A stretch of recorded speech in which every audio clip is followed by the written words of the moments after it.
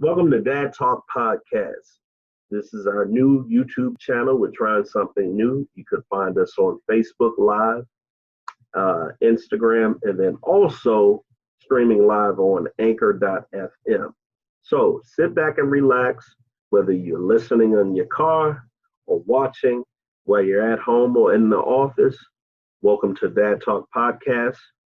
Enjoy.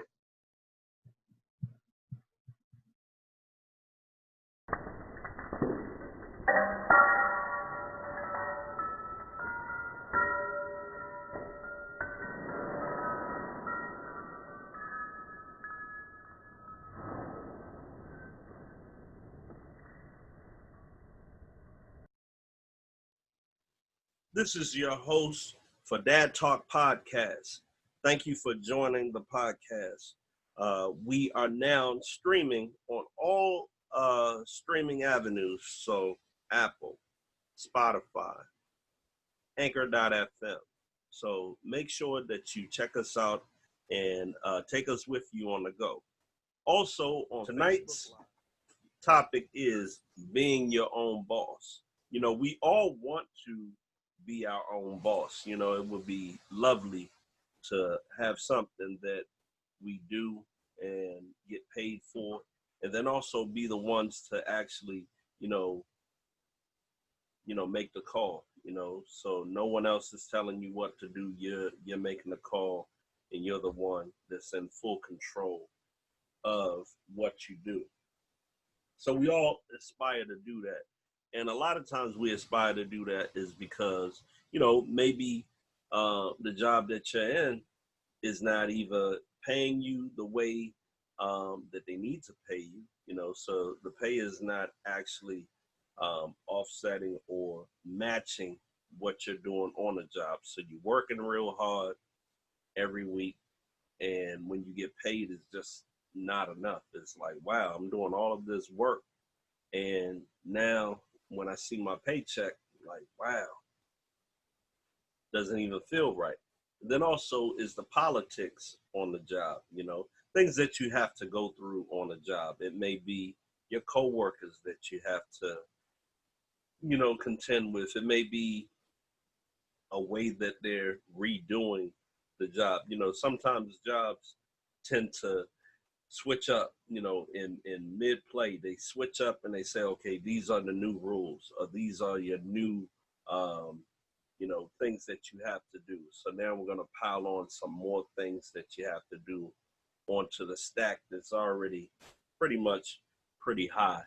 And then you start to factor all of those things in. You start to factor in, whether you commute to work, you start factoring that in, that you have to drive a long way just to get to your job, and then it's, I think if you add everything up, you start to think about, like, wow, in my current position, what I'm doing right now, could I actually have my own job, create my own business in a job that I'm currently in?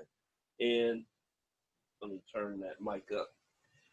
And 9 times out of 10, I would say yes, because I think that majority of the jobs that most people work, they could actually do that job and do it well and be the owner of their own company, is because they're literally keeping a company afloat. You're working for a company and you are the talent. You are the ones that are in there making everything go, and if you broke away and you started your own thing, I know that you'll be able to be successful in whatever it is that you do on your own, So that same talent that you're using at that job could be something that you can use for yourself. That can be the talent that you can use and turn around to create your own job. Now, being your own boss, there's so many different levels to it, so many different responsibilities, whether you're going to be your own boss where it's just you running the show, or is you hiring other people, whether they be your subcontractors, whether they be your direct employees, um, then thinking about, okay, if it's just you have to handle everything. You have to handle HR. You have to handle, in some cases, if they are full-time workers, health insurance. You have to handle those who are uh, contractors, handle invoicing, paying them on time. You have to handle um, just about everything that you wouldn't normally handle when you're working your current position. Those are things that is kind of like out of sight, out of mind, and those particular uh, job positions are already filled. So when I said like HR, you know, you have someone working in HR, they deal with insurances, they deal with uh, pay, they deal with mileage, they deal with um, things that come up in the job where it may be a EEOC issue, it may be a labor issue, it may be um, workers' comp, it may be, your hours, everything that they have to do. Now, when you are your own boss, you have to now take that into account and do all of it, whether you're working for yourself or you have other people working for you. So why would you want to be your own boss? I would say, and this is just from experience, the stress levels are different when you are your own boss versus someone else telling you and delegating and telling you what to actually do. Sometimes on a job, you're not just dealing with, okay, this is the particular job that I'm working. You are now dealing with someone's baggage that they're bringing to the job. You may have a supervisor or a boss and they had a bad morning, bad night. So they come and they bring that to you. They bring that to the job. So they may pile on some work. They may, be short with you and have an attitude is because of what's going on at home or what's going on somewhere else. Or it may be a situation where they have folks, coming down on them and saying, hey, we need to get to this particular productivity. We need to go ahead and we need to reach this particular goal. Now, in your mind as the worker, you're like, man, this is unreal because you are giving me some deadlines or even actually some goals that they want you to accomplish that are unrealistic. Now, on paper, they seem to be realistic. And sometimes they could be unrealistic on paper also. But the folks that are actually higher ups, hey Jackie, how you doing? What's up, Dan Lowe? How you doing, brother? Um, they don't really care, you know. They just want the results. So now you are stuck in between a rock and a hard place. You have other things that you have to do in life. You have other things that you are trying to finish at the job, and now the press is on. The pressure is on. You have that, manager coming down on you and say, hey, we need to get this job done. We have a quota and we need to get it done. And they're putting the pressure on you on top of all of their other issues, maybe life issues, that they're actually taking that out on you as the employee on the job. Now, another reason why I would say being your own boss would be very important is that you can relieve some of that stress, the stress of actually dealing with folks that are making demands on you. You, as the boss, are now calling the shots. You are now able to do and to think freely and to actually think with a clearer mind and brainstorm and say, okay, how am I going to get this done? Now you can use your own talents and your own resources to make that happen. Or you can grind it on out and then just try to be as creative as you can to make it happen. Whether you are in a sector where you're dealing with people, sometimes in corporate America and even in regular jobs is that they miss the point where people are very important. Sometimes they kind of look at people as numbers, so they're not really caring about this person is actually going through something which would affect their productivity. You know, um, they're not looking at that. They're looking strictly just at the numbers. So the culture in a particular job setting may be hostile, and then for that person that's dealing with that hostility on the job is going to knock their productivity all the way down. They won't be able to do their job to their best ability. So being the person that makes the call, it frees you of that. Now, I'm not saying that being the boss is without stress, right? You're going to have stress, but the stress is not going to be per se the same type of stress. And I'll give it to you in a couple of examples. Um, when someone is making demands on you and they're unrealistic demands and you have no control over it, they're just like, look, get it done. They don't care how you get it done. At the end of the day, they want this to get done. Now you got to figure out, you're wrecking your brain like, man, now I'm behind the eight ball. I have to, you know, make this happen, you know. So you're wrecking your brain. You're under a whole lot of pressure to get that done. No one really works well under pressure when it's a stressful thing. They say, yeah, I work well under pressure. You know, I can rise to the occasion sometimes, but when it became when it's at a point where it's so stressful and it's getting on your nerves, or it goes past the point of logic, it's like, dude, are you crazy? I can't get this done. No one can get this done. Not just one person. I need a couple of folks to get this done. How in the world are you coming down with stuff that is just like, come on, man? If you had to think about it, it's like, it's logically you can't get it done. But now you want me to get it done. I'm not Superman. So now you're dealing with the stress from just the demands. As a boss and being your own boss, you put those particular stressors and demands on yourself. Maybe you'll look at it and you say, okay, I have a deadline, or I have a particular dollar amount that I need to actually earn by the end of the month.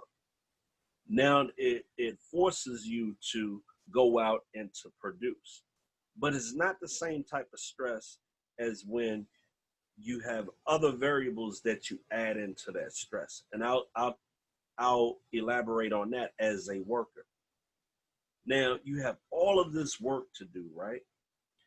And it's not really your work per se. You're working for someone else. So in the end, the end results, you're not actually getting paid for that job to be done, you know, correctly, or that job to be done on time. You're not actually getting all of the accolades.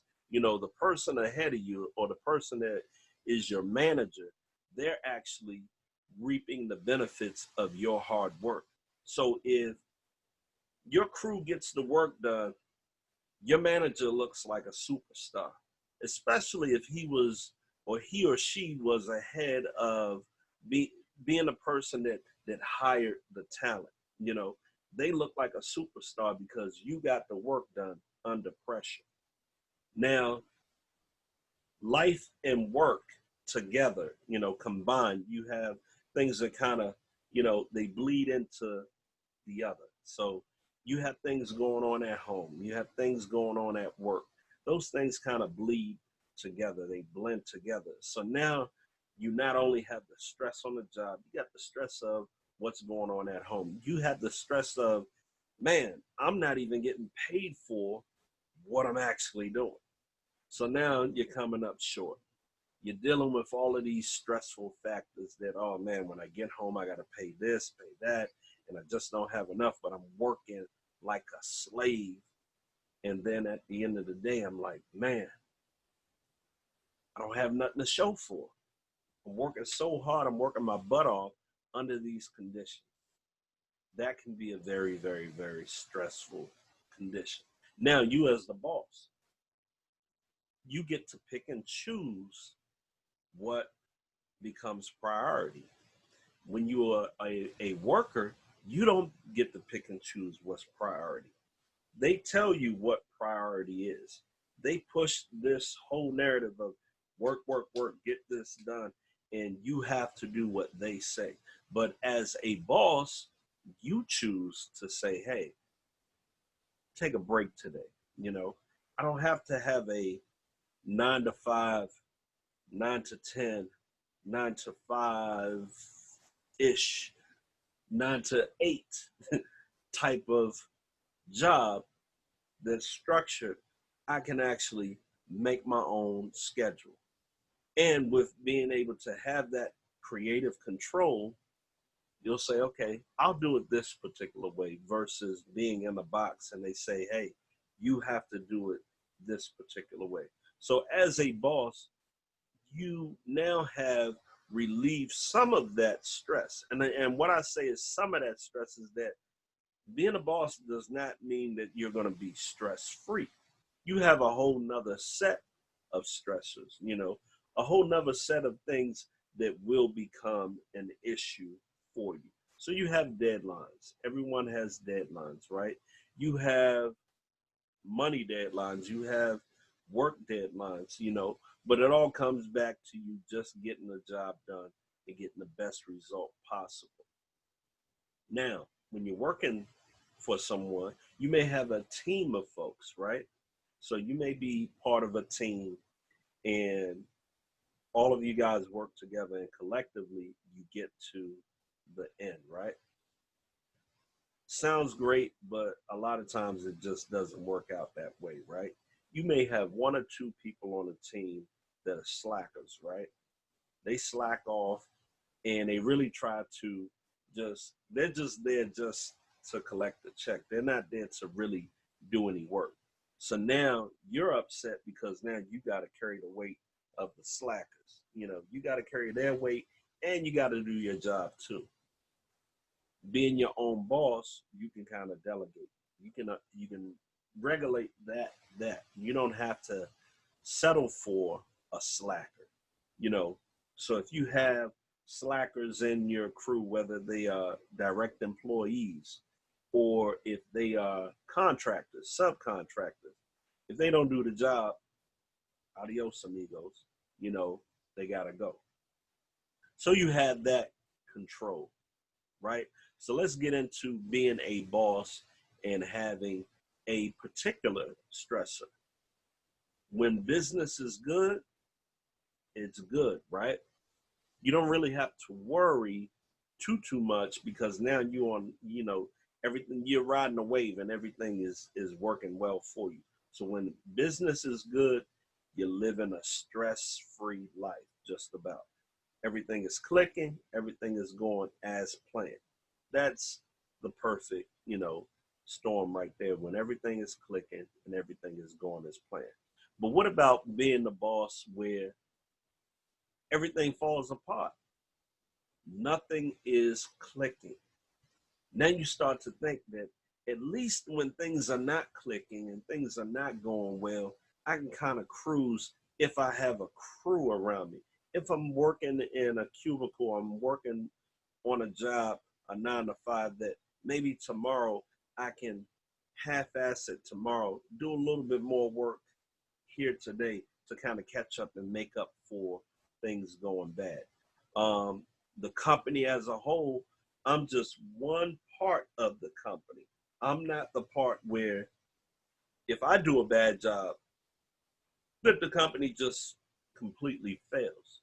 I'm just one part of a larger group. So if I do bad, I have other people that can come in and really pick up the slack. But when you are the owner, when you are the operator, when you are the boss of your company, now you are the head CEO, CFO, if your company is structured that way. If you're just the one, then you are HR, you are the finance department, you are the customer service department, you are customer relations, you are so many different things. You are the forecaster and the economist, right? But when things are bad, then all of those things tend to stress you out because it's like, wow, you know, things are not working out. So that's a different stress. But if you are a boss and a real boss and a hustler, you know, not just a worker, a hustler, you will find a way. And here's the other thing about being a boss: no one can take your creativity and stomp your creativity and say, no, you can't do it that way. You have the freedom to do as you please, right? To think about how am I going to get myself up out of this situation as you please. So there are different levels of stressors, and there's different levels of um, things that will make you happy in business and things that will make you feel accomplished. Now, here's the other thing: the difference between being a worker and being a boss. Now, unfortunately for a lot of workers, your salary is capped, right? And it's capped to a point where it only comes around a certain time of the year. Raises only come around a certain time of the year. So throughout the whole year, you are at cap. You're only making a certain amount, right? That's it. You may get a bonus here and there or whatever, right? And that works. And it's a steady flow of income. You know, it's steady. Being a boss, sometimes it's not a steady income. Sometimes you are getting paid, sometimes you're not. So it's not steady, right? But when you have those times where, okay, now I'm getting paid, you know, and it's never like this, right? Where your job is just steady. But with your job being steady, you have to wait another whole cycle before you actually can get an increase. So you're only going up, you know, small notches. But as a boss and as uh, running a business, you can balloon this way, and you know your earning potential can go like this, right? So one month you may make what the average person may make in one day. I mean, what the average person may make in one month, you may make in one day running your own business, right? And especially, and it all depends on your industry. So you're looking at it where, okay, I'll give you an example. You make $1,500 a week on your job, right? Your regular job. But that boss may make $1,500 before 12 o'clock that day. And then before the end of the day, that boss can make $3,000 by the end of the day. And then tomorrow, the next day, they made 10,000 that day, right? But for the rest of the month, they make zero, right? But if you add that together, they still made more than the average person on a job would make within that whole month. So you have to kind of look at it that way and say, I'm going to take the good and the bad and understand that being a boss is not stressless. Being a boss has some stressors, but when it comes down to it, and when you look at, okay, I can express my individuality.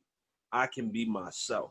I can say whatever I want to say. I can do really whatever I want to do. And sometimes the only cap to it or the only restriction to it would happen to be my particular income. What I have in my pocket may limit me on what I can do.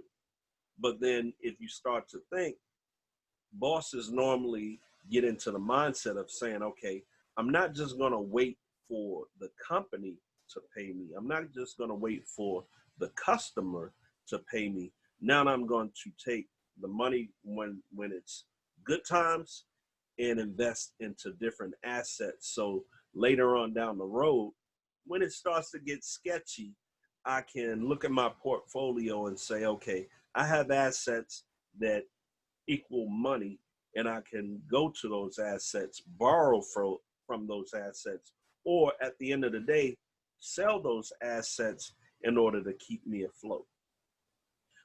Your normal worker may go into a cycle where it's work, work, work, work, work, and they're working so much that when it comes down to it, it's like, man, I'm always broke. I work so much, but I don't really see my money. I don't see the value of my money. A boss sees their value sometimes immediately. You know, like I said, they could actually make what you make in a month within an hour, right? Or they can go a whole month and not make any money, and you with your steady income would be winning. You know, you would have way more money than they would at the end of the month, right? But a boss always looks down the road and say, okay, I just don't want to do onesie twosies, right? And I just don't want to set my business up where, okay, if I don't have anything coming in, I just don't have anything coming in.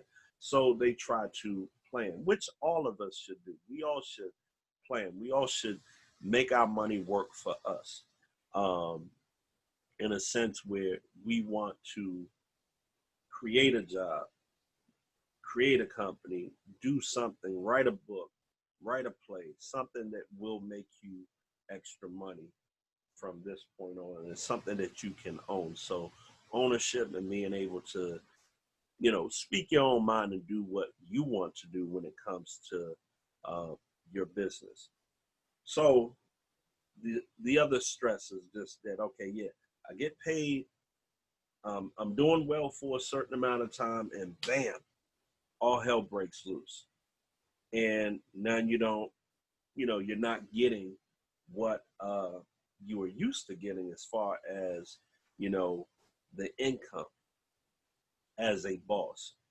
But then at the same time, you still have to, I always say, think smart.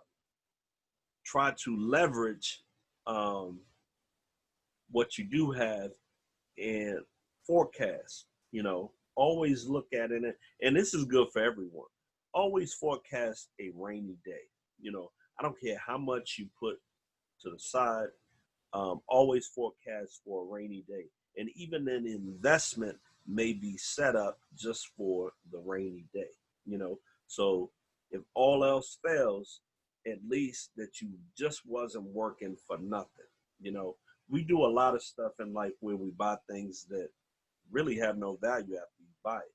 You know, so we buy it, whether it's a new car, new shoes, clothing, all of those things. After you buy them, they the value is cut. You know, once you buy them.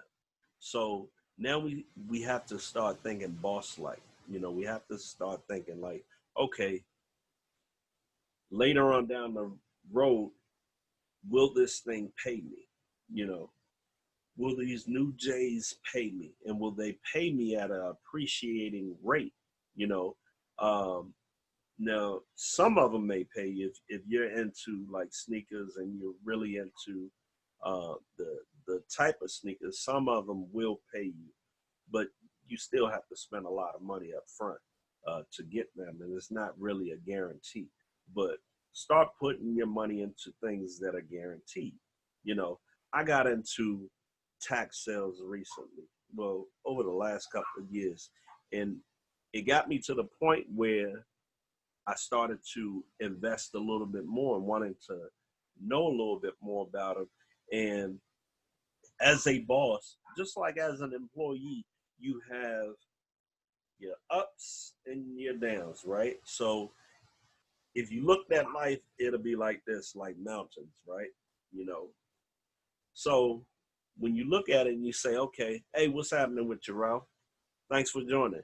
When you look at it and you say, man, I'm going like this. I have steady income, but then all of a sudden that income drops off. Whether you lose your job, right? Now that steady income that you were used to is no longer there. If you are a boss and you control something, you own something, you are actually selling something, you have the control in your own hands to say, okay, whether I make 100 today, 100 in a month, or whatever, you have the earning potential to do so. So you start to have things that now become assets that maybe when hard times come, you can sell them, you can invest, right? So when I started to think, okay, I'm gonna have a great month this month, next month, it may just falter. It may not be, like your regular straight across the board. So it may falter. Started to think like, okay, what will wind up paying me in the end? You know, Started to think people are always saying real estate, real estate, real estate. When you think about it, you're like, man, how in the world can I buy real estate because it's going to cost X amount of dollars? Sometimes you have to plan. You have to sit down and then start putting money aside and say, okay, I'm going to use this money for this and save it just in case. But information is power, and if you think about bosses, people that control and run things, people that own things, people that are the CEOs, CFOs of different companies. The only thing that separates you as a worker and them as a boss are a couple of things. Dedication, right? They're dedicated to their job and their craft. Information, so you got dedication, information, and now uh, being able to implement what it is that they are doing. So you have dedication, education, and implementation. So they're implementing what it is and putting it to work. So there's the difference between you and them. So the more education that they get on whatever it is, they are now taking those steps and saying, okay, let me keep going at it. Let me be dedicated and keep searching and keep running after this thing, gaining more education, learning a little bit more about it. And then now, after the dedication and the education pays off, now how can I implement it? Because a fool with knowledge is just a fool with knowledge. But what can you do with that knowledge is what separates you from being a worker and a boss. Bosses tend to be able to take that information and now flip it and say, okay, I'm going to go to the next level with it. I'm going to no longer be a customer. I will now become the person selling the product, selling the dream, offering other people ways to make money with it, and you being able to control that whole entity and implementing it at a point where you start to climb up, whether it's in the corporate world, climbing up that ladder, implementing the things that you have learned, being dedicated and focused on it, but implementing everything that you have learned. Similar to you being out here, becoming an entrepreneur and being a boss, is that you have to take those three things into consideration. And is the most important part, patience. Having patience at becoming a boss. You have to be patient because, like I said before, this is life, right? If you had to chart life and you had to put it on a chart, this is what you would see: the ups and the downs, right? So, how will you weather the storm of it going up and down? Will you give up? Because when you are on your path of becoming a boss, oh, you're gonna get tried. It's going to be a rough road. Just being an employee is rough enough. But when you take that next step and saying, okay, I'm going to take what I know, I'm going to be dedicated in the pursuit of becoming a boss, becoming someone that is now giving or supplying, being a supplier of goods to other people and being able to control my square. Now, when you start to step out and do that, now you have to have a plan, right? Have that plan, implement that plan, and don't really shy away from the plan because the plan is really going to get tested. You are going to get tested. So you said, oh man, this was a great idea. And the universe is going to say, yeah, it was a great idea. Let's see if you're going to stick to it.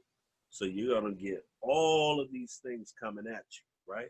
I always say that being a boss is very, very hard, right? You have your hard moments, but it's worthwhile because at the end of the day, if you can look at it and look at it at this way, right?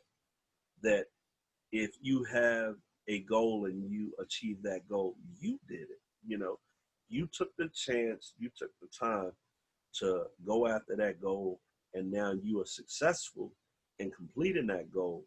You have done it. It's worthwhile um, in a case because it is now worth doing it. You know, and it's like, wow, I did it. You know, you feel fulfilled when you're able to set a goal, get it done, be the person, be the driver, be the one that's in the front seat driving the car, you know, being the one that's making those moves and then those moves pay off.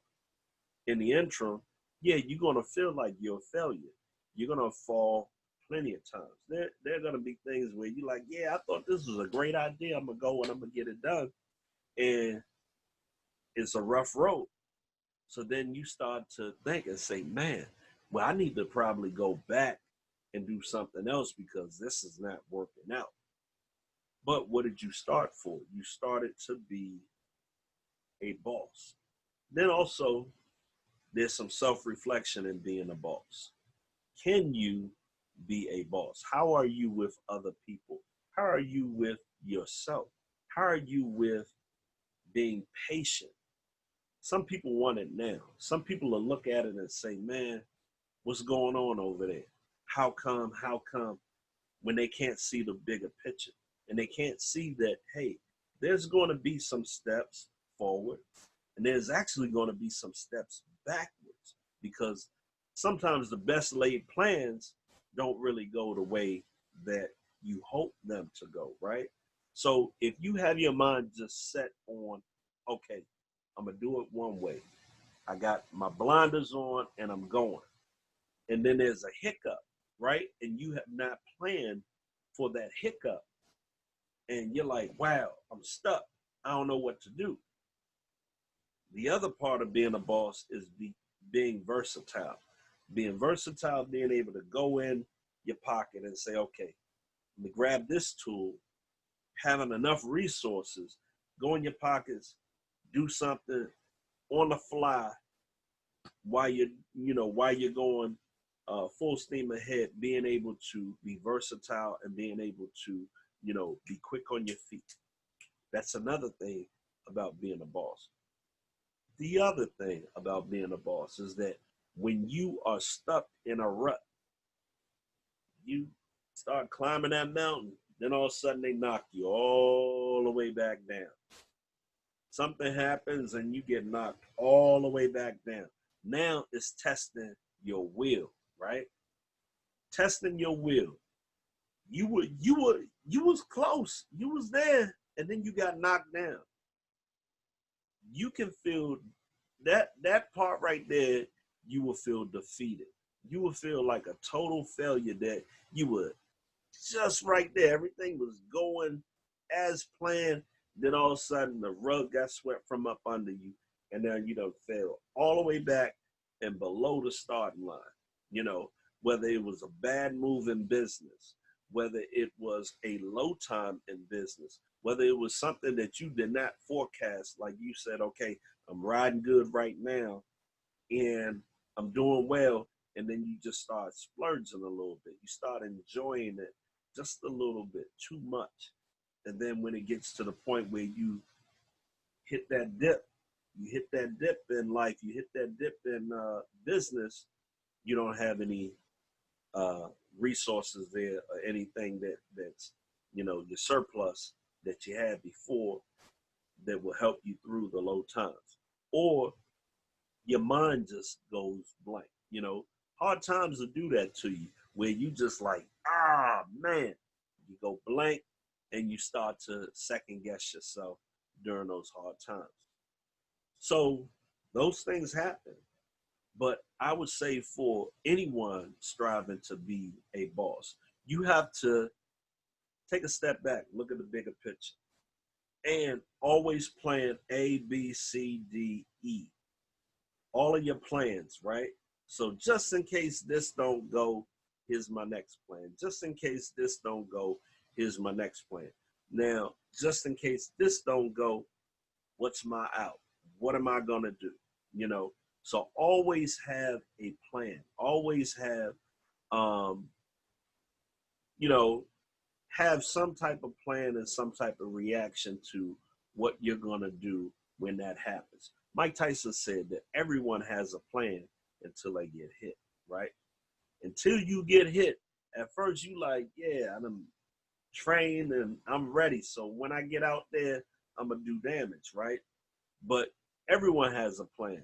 What I'm gonna do until you get hit. So when you get hit, that is going to definitely determine your character.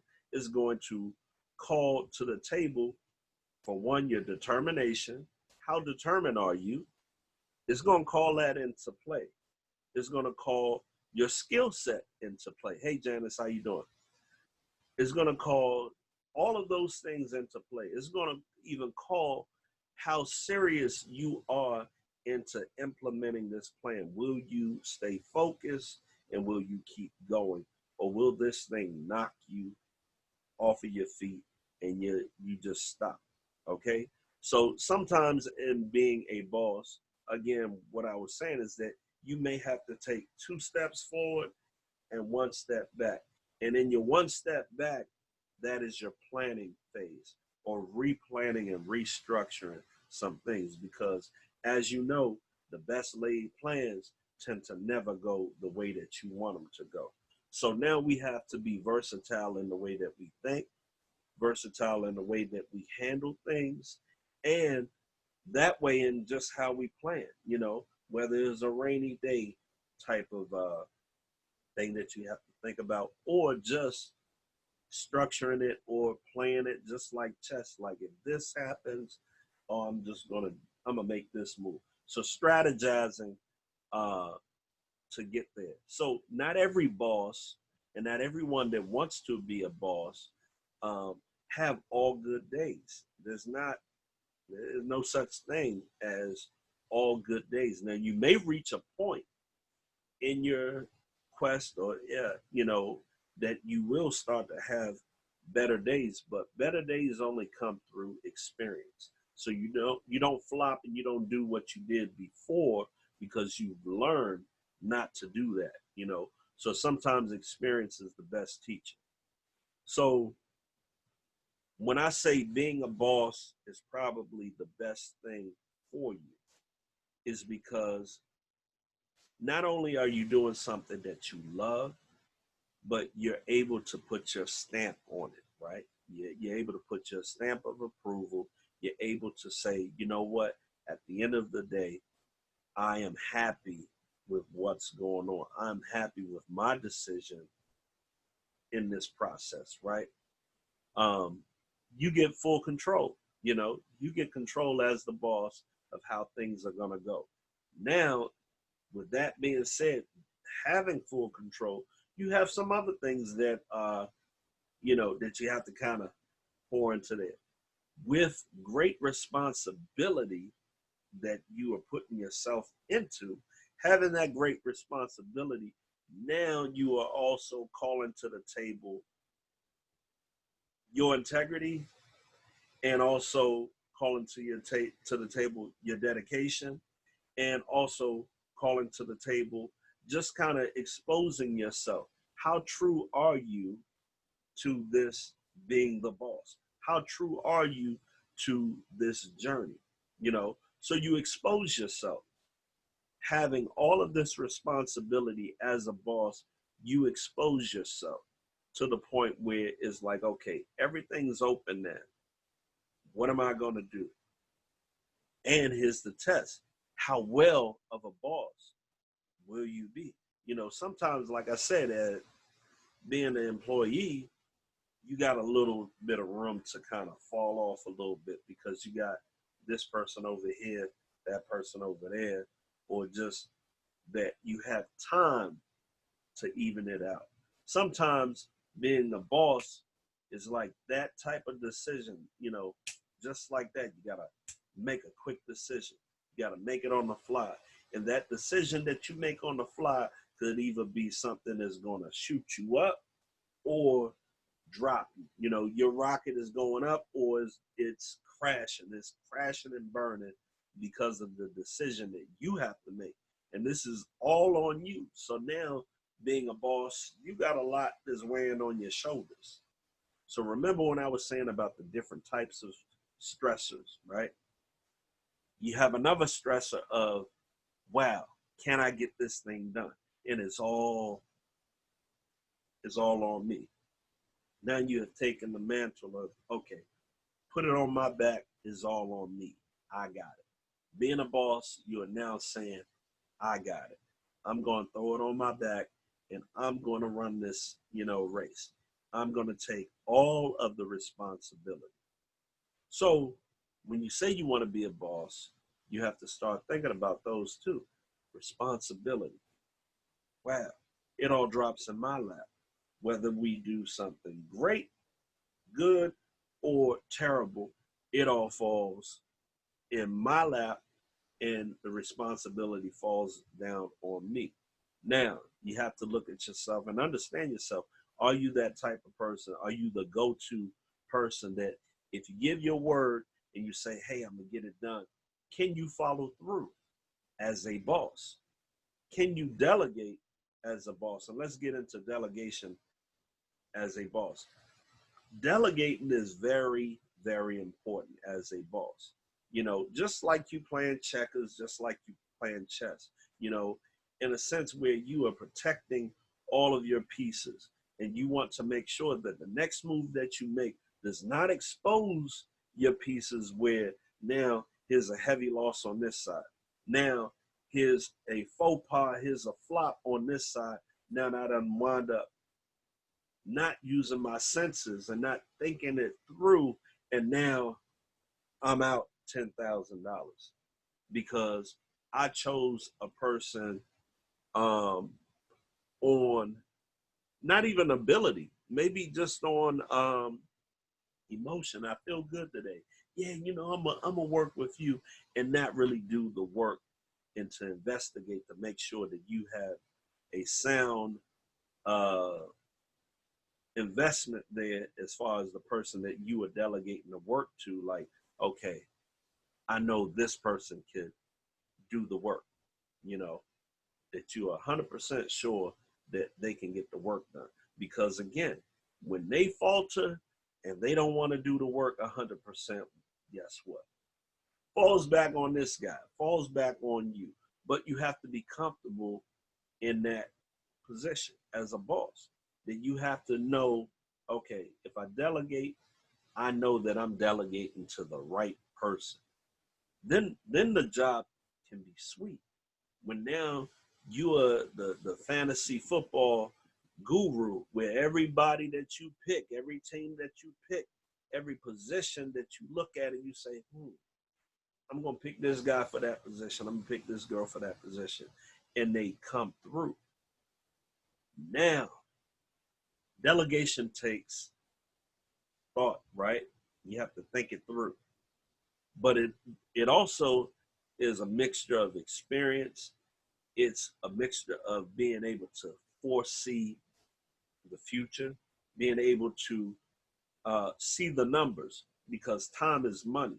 So if you are working on a project and you're like, okay, I'm gonna get this person to do the project, and it takes that person a whole month to do the project, when someone else could have did that project within a week's time, and now you are picking people and money is time and you are all over the place and you're losing out because you can't delegate properly.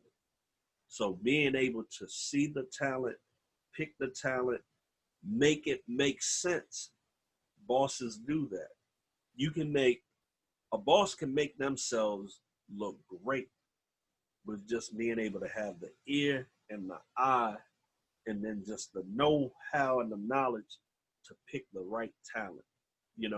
I've seen it in cases where this boss or this supervisor had no clue on how to do the job. He just knew how to pick the right people for the job. So when you are start to thinking that, oh, I'm the boss, I'm the boss, I'm a boss, being a boss has a lot to do with how you delegate, how you select your talent. You know, how do you choose and pick and choose your talent for that particular job to make you in the end look like a superstar? You in the end being able to say that was a smart move. I'm glad that I made that move. You know, kind of like picking stocks. Like, oh, I'm gonna pick this commodity, and I see that this right here is kind of going down, so I'm gonna choose this. So it has a lot to do with that. It has a lot to do with just using your noggin and taking the time to take a step back and seeing the bigger picture as you yourself being the boss in this situation. Um, Being a boss can be so rewarding in a way that it frees you up to do other things in life, right? If you were under the gun, right, you were at the point where, and I'm gonna say it like this: you can still be here working on a job, having this job, that job, and still being able to be the boss of your life, being the boss of your particular situation. Because you may use this income to supplement your dream, supplement what you want to do, you know, so you can take that and you move it around. So that's back into delegation. You're delegating. I'm using this job just to supply my dream or to do what I'm trying to do in life and build whatever. So that's very important in you being a boss. So even if you are a employee, the one thing that you have to do is look for assets. Figuring out being a boss is being able to go to sleep and make money, right? You're the boss of doing that and being able to create something that's going to make you money in your sleep. Most bosses have that going on, is that they can actually delegate, let someone else do the job, or select and do something and be a part of something that will gain them more money and then also have them make money while they sleep. Or when they wake up, you know, um, that opportunity or that door is actually created for them to be able to do certain things. There's one thing that um, I look at now and I can kind of break it down when they say you are a jack of all trades, master of none. I always look at a person that has an unlimited skill set, the jack of all trades, right? They have an unlimited skill set. And I'll put two people up. I'll have a guy over here and I'll have a girl here, right? This guy, he only knows how to do this one job that he's working, right? One job, that's it. This girl here, she has a skill set of like 8 different things that she knows how to do. So she's a boss within herself, and she will always be a boss. He will always be a worker because he only knows how to do one thing. So when you start to think about that boss mentality, how can you get to that next level of being a boss is that you have to have a couple of resources, a couple of skill sets that you can do on your own without someone delegating, without someone else telling you what to do. So now you are able to make yourself into a boss. If it comes to that, you can be your own boss because you know how to do all of these different things. So you may want to go back to school for something, right? Or you may be, you know, tinkering and thinking about, oh, you know, I like to do this, but I don't know. Look it up online. Go search. Go find out how to do certain things.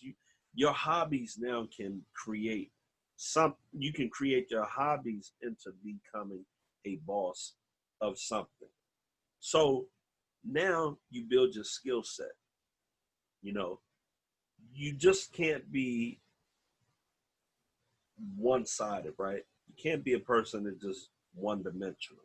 You have to go seek out and learn new things. That's how you become boss like.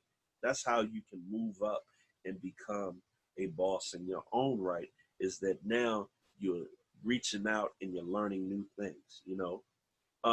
All things that you do don't necessarily mean that you got to get some paperwork for it, right? Because nowadays you'll see that most folks, they'll build their own business and they'll hire the ones that are actually the ones that have the degrees, you know. So they'll go out and they'll seek out the talent and they'll bring them in to work for them. So being a boss is being resourceful. So um, I would say it like this: learn something, something that you love to do it. You know, just add on. You know, something that you're interested in learning, go ahead and learn it. Pull your phone out, pull your laptop, computer out, and just Google it, look it up. You know, because the more resourceful that you are, you can now, you know, push yourself into the position of being a boss, you know, because at any moment, and the reason why I said that, her having 8 things that she knows how to do versus a guy that only has experience in one thing is that when all else fails, she has a whole pocket full of things that she can do. So if she had her main job, she was a clerk at the courthouse, and she loses that job. She does hair, she babysit, she might, you know how to wash, cook, so many different things. So uh, she knows music in and out. She knows sports. She can become a sports commentator because she just knows. You know, she's interested in so many other things. So when you look at it, that's what you want to be. You want to look at yourself in the mirror. You say, "Hey, what do I love to do? What is it that I love to do? I may be working this particular job right now, but there's some things that I just love to do. You know, you have people that get into selling people vacation spots, getting into traveling, get into anything that you love to do, create that as another line of income, create that as another stepping stone for you to become a boss. And then boss it out. Learn as much as you need to know about that particular thing and go for it, you know, because at the end of the day, I always say, at the end of the day, if that fails, you have to create that opportunity or have that opportunity right here in the pocket, just in case. So just in case that fails, we can go in our pocket and say, okay, we can go to the next thing.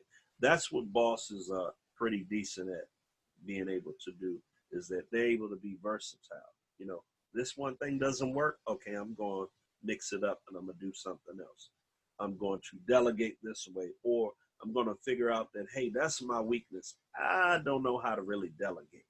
So I'm going to go hire someone that knows how to do that. And they're going to go ahead and delegate. So part of being a boss is being able to manage correctly and efficiently.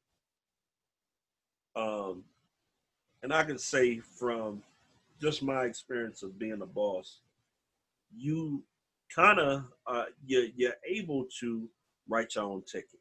You know, you're able to do things that other people may not do. You know, and can't do. You know, certain people have to punch the clock, get up at a certain time, and go to work. Um, Me, I kind of pick my time and when I'm going to work, how I'm going to work, and my strategy on the next big thing, my next asset, the next thing that I'm going to go after. So I'm always working per se, but I'm working um, for things that are going to satisfy what I want. You know, any desire that I feel that that needs to be fulfilled, I'm working in that avenue. I'm working to be happy in that particular avenue. Not saying it's a cakewalk, It's definitely not a cakewalk, but at the end of the day, when I look up and I say, okay, I built this, I've done this, there's a certain sense of pride of being able to not just say, oh, I'm a boss, because people can say that all the time. I'm a boss, but it's the things that you do that make you a boss, not the title. Boss is, now we're talking about things that you do that create that, that adds to that title. Just saying that I'm a boss of something, okay, whatever. You're the boss of it. But what are you doing after you say I'm the boss? I'm the CEO of this. What are you doing, and what are you doing to make that position, fully, integrated into your lifestyle, integrated into how you do things and how people see you, especially in business. If you say you are a boss and you run this business, then make sure you can show it. Make sure that it's legit. Make sure that at the end of the day you have, I always say the what's the name effect? The what is that? The octopus effect. You have different arms to your business, to what you do. It's just not one sided. It has to be where it has multiple, you know, um, ways of looking at it. So a boss can see that. They can see one thing and say, you know what? I can see five other things out of this particular thing. Always looking at it and saying, how can I flip this particular thing? Brainstorming on how you can make this one thing into five different things. People say, how can you do it? And I'll give you an example. You say, okay, a woman, she's selling jewelry, and she's like, okay, I'm selling jewelry, right? Um, the jewelry is just the piece, it's the piece, and the jewelry can be the piece that sparks the conversation, you know, sparks the conversation to get a sale, or sparks the conversation to history, sparks the conversation to opening up, that line and that dialogue between you and the customer. So it's a tangible item that you are selling, but you have five different ways of presenting that tangible item. For one, is the wants and needs, as far as sales. You want to make sure that you express what it is. It's not just jewelry. It's something that you want and you need, that you can express that to that particular person, or that um, potential customer. Two, what makes it special? You know, you got the wants and needs now that you're going to cover. What makes it special, and why should that particular person buy it? Three, exclusivity, right? It's only, it's only for a limited time. It's only for a limited time. You know, get it now, only for a limited time. Four, piggybacking on only for a limited time, we only have 10 more. There's only for a limited time, there's only 10 more left. Only 10 more left. And here's the closer. Can't live without it. We got to show you how to take this tangible item, this jewelry, and then now we have five different aspects of selling that jewelry, and each and every one becomes, something that fits a need, something that is giving a certain characteristic about this one piece of jewelry. Being able to take that and not just say, oh, it's just jewelry. Being able to create a story behind the jewelry, create something that that potential customer can relate to out of those. That's what the boss mindset is. It's not looking at it just one way. Oh, it is just a book. what's within them pages. What can you learn from that book? Why is it necessary that you read this book? What is the background to why this book was actually even created in the first place? Who was the person that gave this person that particular start? Who believed in them enough to say, hey, I will publish that? All of those things have something to do in the mindset of a boss when it's, for one, coming from a standpoint of selling, and then also building a bridge between you, your customer base, your employees, yada yada, the whole nine, and building a story behind that one item. You're always looking at the bigger picture as a boss.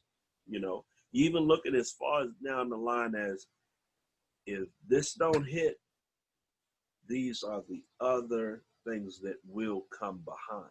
So you never come out and say, okay, I just got a one-hitter quitter. I'm always just on a one-track mind of thinking. Being a boss, you have to be diverse in the way that you approach things, the way that you think, the way that you even see things. You should never ever see something the same way. You should always look at something and find something about that thing that is different. Put yourself to the test to have that boss mindset that with anything, think about three, just make it simple. Three ways of doing something, of getting something done. You know, think about three ways of getting it done, three ways of looking at a situation, three possible ways of selling an item, three ways that you can delegate control or someone being able to sell that, three ways of actually how can I save money without losing the value in what I'm trying to put out. You know, and in sales, a lot of times that's kind of like a, you know, is a fine line to be able to build value into something without having someone else, you know, look at it as a takeaway, like, oh, it's cheap because now you are coming in and selling it for cheap. No, build the value and then tell them, you know, once you're building the value, show them that, hey, this is, you know, normally is this price, but I'm going to reduce it because you are a special person. So it's a way of how to, you know, use that psychology as a boss to make it happen. Hey, what's going on, Floyd? And presentation. How do you present it? Always look at it this way. Always look at it in a way that you want to be versatile in the way that you present something.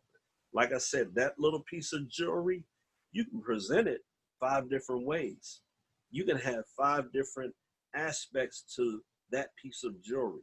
The same old piece of jewelry, but you have 5 different ways in order to, you know, promote it. When you're promoting and doing anything, you want to be able to have various ways of being able to present it, various ways of being able to, you know, sell it to this particular group, that particular group, that particular group. So what you say is going to work for that group, is going to work for this group, work for this group. So now you are being able to be versatile in not only just your language, but just how you see, you know, those particular entities that you're selling to, or even your approach. Because remember, as a boss too, your approach cannot be one size fit all. It can't be cookie cutter. That's what makes and that's what separates a great boss from just a mediocre boss, is that that boss is always thinking, what can I do to serve my clients the best way possible? I'm going to have to switch it up this week. I'm going to have to do something different this week, because if I keep it fresh and new, then someone that has already heard that pitch before, if I kind of tweak it, they won't even notice this. It's the same pitch. I'm going to take this pitch and I'm going to kind of tailor make it for that particular person. You know, I've learned a long time ago in sales is that you have to be versatile. You can't sell it the same way. You can't approach it the same way, you know? So not everything falls in the same line. One size does not fit all. So as a boss, that's your mindset. Every day, one size does not fit all. So I can't approach this person and sell them the same way I sold them yesterday. Today, I have to be on my toes because each and every person has a particular need, has a specific need.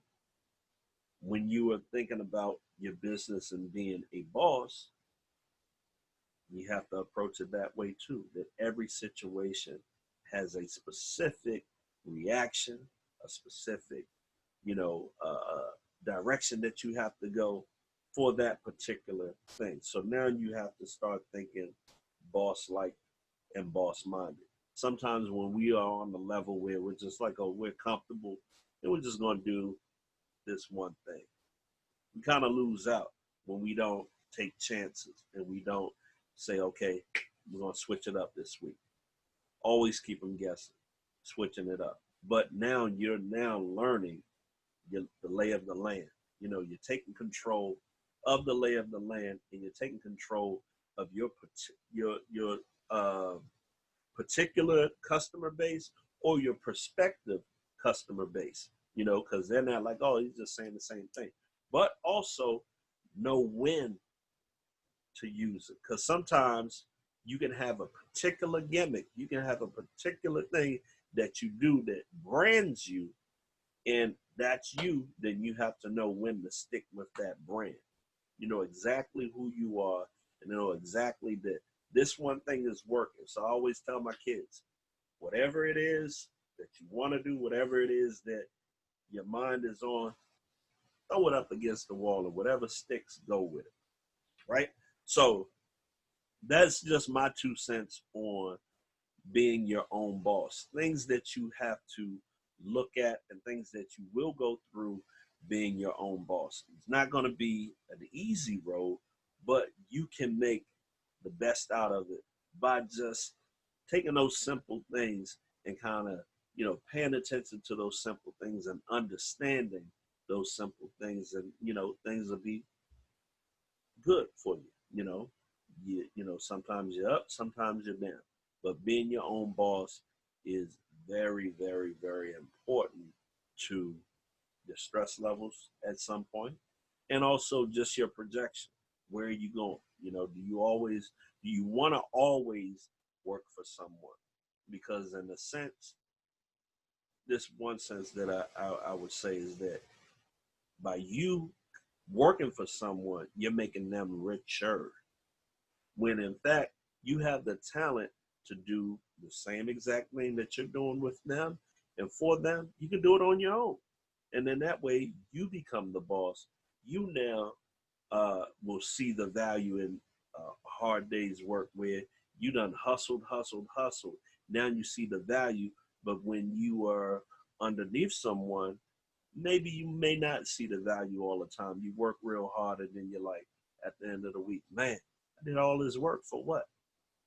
So assets, being your own boss, being able to control your own assets, being able to kind of lay out your plan and saying, okay, I'm going to go after this. So just in case something goes wrong, I can always go to that asset. I can sell it.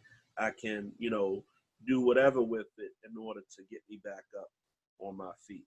And then also be aware of the ups and downs as a boss. It's going to happen, but don't let that deter you from being determined and going full speed ahead with the plan. So being determined, having that plan and sticking to the plan, gaining that knowledge, and then also at the end is fully implementing that plan. Never give up on your plan, because at the end of the day, the ones that are your boss and your boss's boss, they didn't give up on their plan. That's how they became the boss. All right.